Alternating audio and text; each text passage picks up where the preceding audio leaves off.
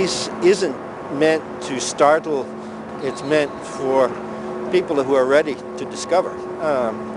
In fact, I never do a work where everybody stops and notices it in a public place. I want at least 50% of the people to be able to walk through it without noticing it, without hearing it.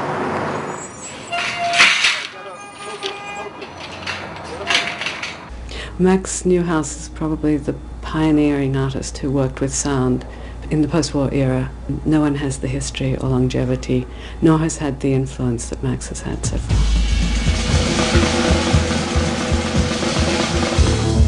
I work with Max Neuhaus in New York, and I helped him put together the project in Times Square, the reinstallation of a piece which had been installed in the 70s, but he turned the piece off when he went to live in Europe.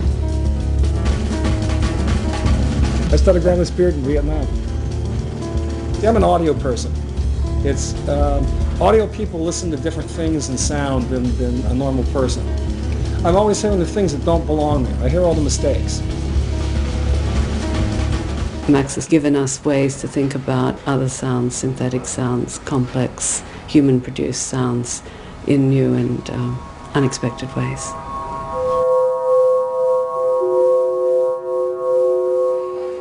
In the heart of Times Square, actually in an underground vault, which is part of the subway ventilation system.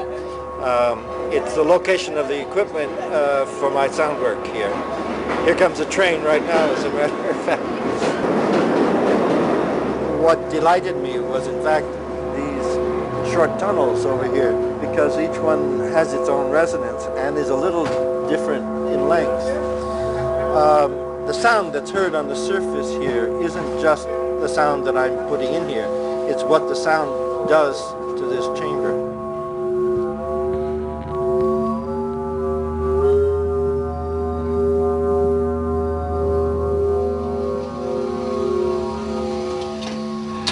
And right now we're going to make that sound come out of my computer so that I can choose a mix and a level.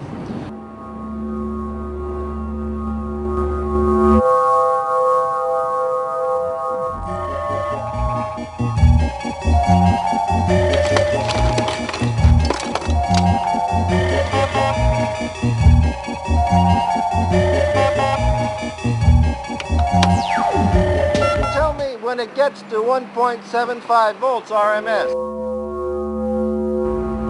2.8. 4.9.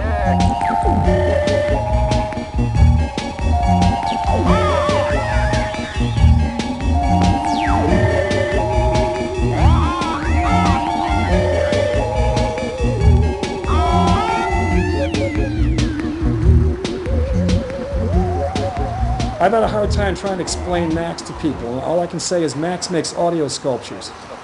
That's my way of describing Max's work. You kind of get to walk through this three-dimensional audio thing that Max creates.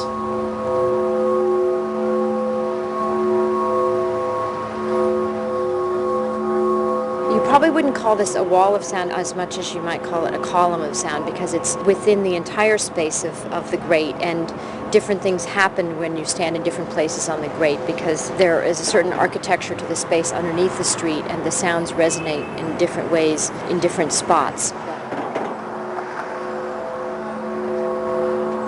People don't like the word permanent at all, but the piece will be in Times Square for until someone turns it off, which we hope will be never. Dia's role will be to maintain and overlook the piece, to keep it in good condition, more or less in perpetuity. Most sculptors work with the eye, changing form, color. I come around the side and go in the ear.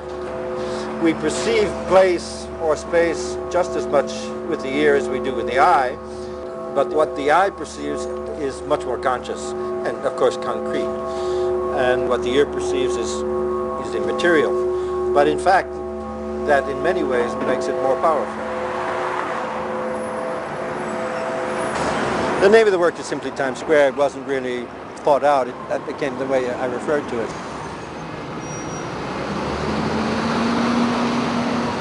The island, of course, is triangular because we're at the intersection of two main avenues in New York, Broadway and 7th Avenue. I mean, when you think of that often during the day there are 1,000 people an hour which cross this grating. But the remarkable thing really about this island is it's deserted. It's a deserted place in this most intense and expensive and precious real estate.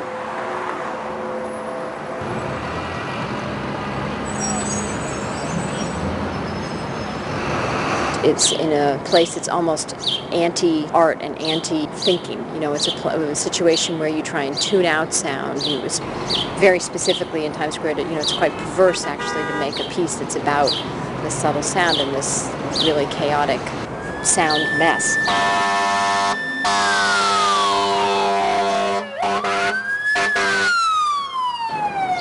It's not recorded sound, it's sound that he creates using the computer based on the different frequency of trucks, horns, people, what he calls the oral landscape.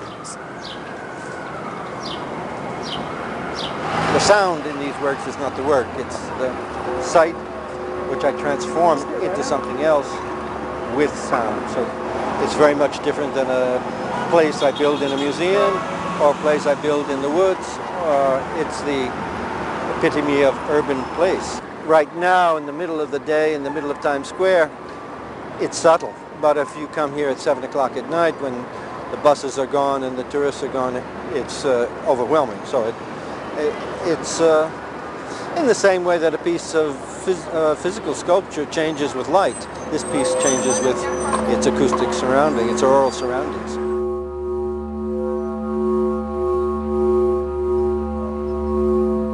For me, Max's greatest achievement is opening up a whole new area of art practice related to sound, not to music, and to sound as a visceral and physical phenomenon as much as an oral one. Max's analogy for the sound of the Times Square piece is the after ring of a large bell. I think that puts it very well. Once you hear this tone, it's real hard to get it out of your head.